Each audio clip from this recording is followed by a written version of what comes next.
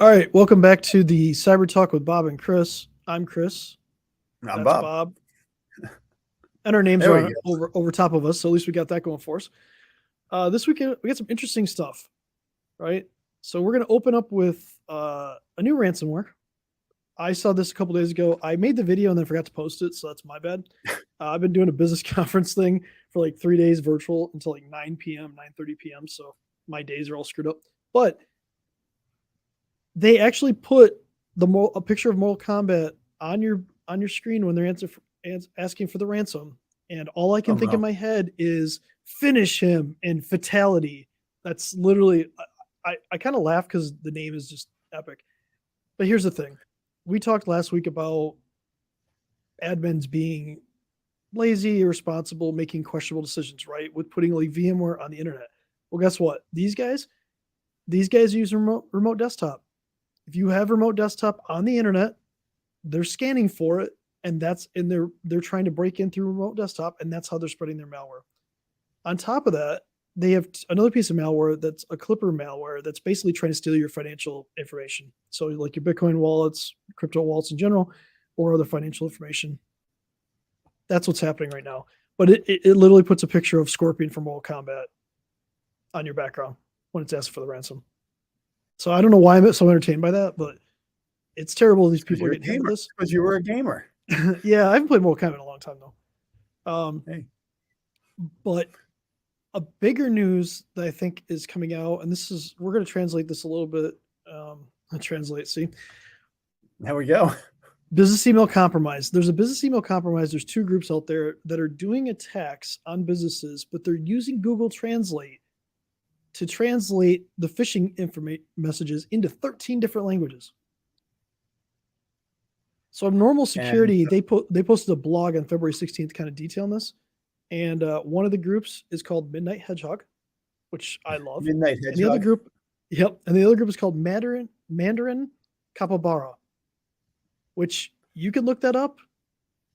It's an ugly animal. Where do At they least come up everybody with knows these what a names? hedgehog is. What? Where do they? Who's coming up with these names? The I'll be groups honest. themselves? I'm just glad they're not panda shaming anymore because a lot of the APTs out there are named after pandas, advanced persistent threats. Like these guys are just they're financially motivated. So what they're trying to do, if you read through the article, is Yeah. they're doing like invoice manipulation, things like that. They're trying to get access to accounts and do invoice manipulation.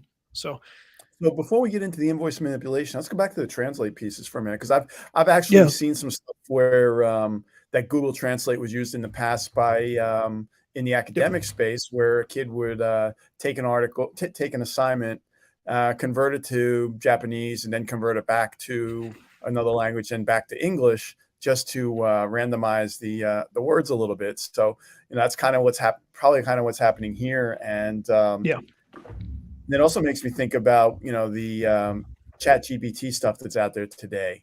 yep. There's a lot of people playing with the beta over there, where it's becoming a personal assistant. And I have uploaded articles to it and said, okay, rewrite the article, and it rewrote the whole article, and removed a lot of differences, which would make it really impossible for some of these search engines to easily identify it. But Well, it's pretty crazy. And the Chat GPT allows you to rewrite it in any tone you want. You could literally go in and say, rewrite this as a yep. fifth grader, and it'll condense it down. Or if you don't like the way it's written, say, please regenerate, and we'll do it again. Yeah, they're releasing a tool for the whole plagiarism thing and using AI to write your essays that's supposed to detect it. But Yeah, I actually saw that. I think it was a Princeton grad that went home one night and actually got together with a friend and actually totally changed what he was going to be doing for the rest of his life. And yeah, I think OpenAI themselves is going to produce one too. The guys that created ChatGPT, which if you really dig into it, um, they're the language model too for AI that's powering Bing's new beta yep, release as well. The difference is Bing allows you to actually have newer data, right? So ChatGPT, the data is based, the model ended in like early 2021, but Bing can combine a newer language model and actually look on the internet and actually bring stuff in for context. Although it is making errors. Like I'd asked it, like, I don't know, provide me with the top cyber attacks for like 2022, and it showed me a bunch of stuff from 2021. So, it is beta. It's not Sure. perfect, but it's going to change. To your point, it's going to change the game. I mean, if we're writing phishing emails, and to your point, let's say you're trying to attack, I don't know, Texas or someplace in the South, right? You could say write it with a Southern twang or something like that. Absolutely.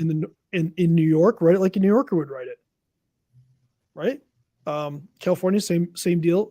Other countries, write it like this region of, I don't know, say India would write it, and it could write it, to a point where it's going to be very convincing for people, especially if you're writing it from a standpoint, like let's say you took over an account for like a customer, like a vendor, and you're trying to get an invoice sent to you or paid.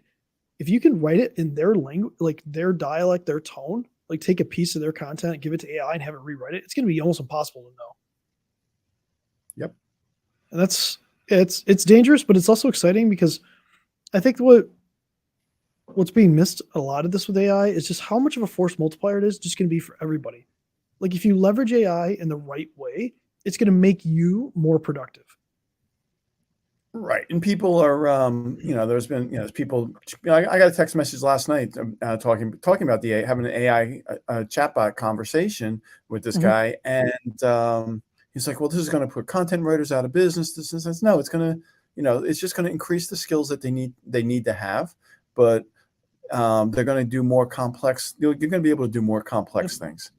It's just another automation tool, And in some cases, I actually said to him, I said, it's, this is going to bring some of these jobs that might have gone offshore back into the U.S. where people can do the rest of the work. Well, and it still makes So mistakes. So saying it it's makes going a mistake. to get rid of content writers is kind of is it gonna reduce the number of content writers that exist? Maybe, but good So I content's was good content. so I was looking at there's actually an IT service provider now that's out there that is 100% chat based, and they're Mhm. using a whole lot of AI to answer this stuff. Yeah, it's coming in ultra cheap, but Yep. some of the things that I saw last week was you can't just sign up for a month. You have to sign up for a year with these guys, and Yeah. it's not necessarily the best support that you're going to get. But people think, oh, it's AI, it's going to be smart and intelligent. No, we're not. We're not Skynet. Well, again, when you talk about machine learning, you talk about AI. It's all about the data that's fed into it, right? Sure. Like and So ChatGPT is still like the one that's going to be released this year should be version 4. It's going to have, I forgot what the multiple is, but the multiple on the amount of data set, the data set is insane. but that goes back to your point. It all has to be trained, and we all know that everything on the internet is absolutely 100% true, right? So how do you tell? How do you tell I'm not answering that ChatGPT? question. We're on video. Yeah, I know it's not true, but people think people are like, oh, I saw it on the internet. Well, the bot doesn't know the difference. The, Well, uh, the the AI might not know the difference unless it figures out how to start correlating data and looking at it in different points. Because to your point, I actually tried to do some research with the Chat GPT mhm. about a data breach, and it wrote a totally fictitious data breach because I'm assuming that this company that I was trying to reference was listed on the same article as somebody else. Yeah. Well, that's where fact And checking comes in, right? That's where we oh need yeah, humans still. So AI is really good about filtering things and creating things, but there still needs to be fact checking. There still needs to be the human element to it and put your spin on it. But to that point, like when you're creating, let's say you go have ChatGPT or Bing or whatever AI create like a sales letter for you, right? Well, if you're yep, not good at creating the template, creating that base, it's just saved you a ton of time. And now you can go through as the owner or the person that's going to send it, customize it the way that you want to based off of what it gives you. If you like what it gives you, that's great. You can send it, or you can customize it to a point. that's more to your talking, more about you, and send it. And the thing is, Yeah, we no, haven't. it definitely requires thought. But even before Yeah, ChatGPT, I know people that sent out sales letters and didn't put their own name in it that may not be recommended course of action. because they Well, downloaded a copy from someplace and said, "Oh, this is a good sales letter. It's close to what I do," and they sent it out. I could see that. That's a oops. So And anyway, we haven't even got to the ChatGPT. point. Well, in ChatGPT, but we haven't even got to the point of, to your point, you said something about everything in the internet's true, right? And a lot of people do believe everything they read in the internet. But also, one of the scarier things is they believe everything they see in video or everything they hear in audio. And AI is changing that. And I don't think enough has been put towards deepfakes. Right. We see, But we've joked about Photoshop for years, right? You can tell, you can use some computer algorithms, you can tell when something's photoshopped, or you can just look at it and probably tell for the most part. But some of these video deepfakes are getting so good that it's going to get really difficult for people to really tell the difference. So our, like, in court and things like that, like, everybody sees if it's on video, it's real. That's not the case. right. That's And absolutely not the case. and there are AI based photo editing options now. Because I saw something where it was like, okay, it was taking verbal commands: draw me a lake, put a swan in it, put a boat over here, and it was Yeah. actually doing it and giving reasonable quality pictures. So yeah, Yeah, you got the nothing is going to. text to video, or text to text to art. It's AI art basically. It's like text to drawing or whatever. Yep. But, like, yeah, the videos are going to be the video and the audio, because right now there's I forgot what it was called, but there's one out there that has almost a ton of people's voices, so you can just change your voice to whoever you want. You want to sound like Morgan Freeman? You sound like Morgan Freeman. It's actually pretty cool. I should use that on one of these. I'll just use one of those voice changers and I'll just change my voice to like Morgan Freeman or something like that. Well, Zoom on the PC now actually gives you the option to be an avatar for your video feed. I'm not going that far. So, but I know, but it's the avatar is one thing, but if you take that, you could easily put a video up of somebody else, and if you can lip sync it, if you don't have to lip sync it, you're going to actually have the AI recode your voice into somebody else's. Well, that's great.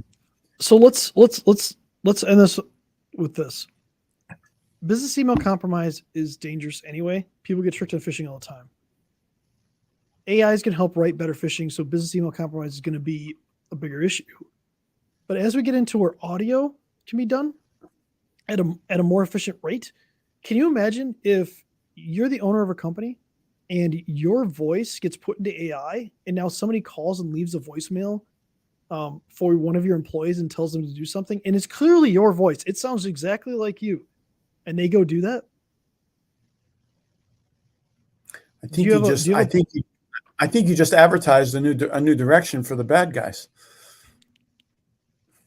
I mean, you could technically run a video. I mean, you could probably do like a chat with somebody over Teams and whatnot. And if you had a video feed that could feed in there and be AI generated of somebody, like there's a lot of bad that's going to come out of this, but there's a lot of good that's going to come out of it. And I don't think people have had that conversation. Everybody is like all excited about the good, and then some people are the other way. The doomsdayers are like, oh my god, AI is terrible. Well, there's a middle ground here, and I think probably over the next few weeks or few months we'll probably discuss it more and more. But yeah, I think you got to think about this. AI is going to affect your business whether you think it is or isn't, right? If you haven't thought about AI in your business, you need to start thinking about strategies behind that. I can't wait for cyber insurance. I just went through my renewal, and I'm reading, like, I put on LinkedIn like how bricking now is in my cyber insurance policy, but then they put restrictions on like social media. If social media is or social engineering, if social engineering is used to lead to like some sort of financial fraud, I'm only covered for an eighth of what my total policies were, maximum. So, and I saw some policies that actually had kidnapping in them too for the business. I'm like, really? yeah, mine has that. It's capped at 50,000. So I told my employees, I'm like, if you get kidnapped, I got an aggregate 50,000. So make sure your ransom is less than that. I was So, joking. so is this the point in the call where we actually say that this entire call was an AI generated call, and we're not really sitting here right now? Actually, if that was the case, that'd be awesome. We should work on that. That's what we're gonna work on. We're gonna work on deep faking ourselves, so we just don't have to do this every week, or we So can do it anyway, every guys, day, and then people won't know. business email we can go back to the really root Yeah. of what was going on here. Is Yep. business email compromise is happening every day. It's the number one way people are getting into your accounts. And when the bad guys get into your accounts, they start sending email as you, using using your identity and whatever other information happens to be in your email account. If you got an email business compromise, reach out. Let's talk about it. You can't just reset the password and move on. You need to figure out how long they've been in there, what these bad guys accessed, and what the next step is, because something's going to happen. They can reset the password, but if they don't do it right, they should reset the password, but that's not the end of the game. No, you should have logging. You should be able to replay it. You need to do true incident response, things like that. But hey, you know what? If that's what you choose to do, just understand that you may have not actually solved the problem. So, on that note, AI will sign off now. Okay, everyone, have a good week.